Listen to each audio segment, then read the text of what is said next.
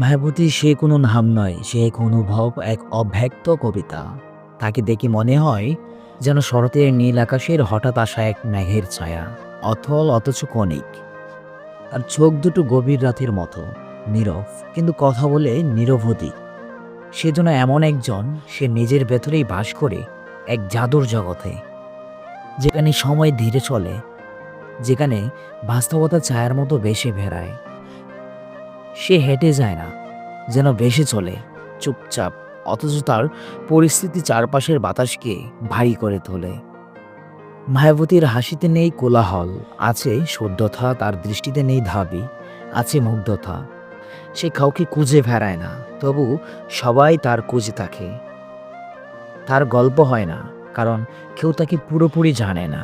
সে ভালোবাসে, হয়তো গভীরভাবে, কিন্তু তা প্রকাশ পায় না শব্দে, শুধু নীরব অভিব্যক্তিতে।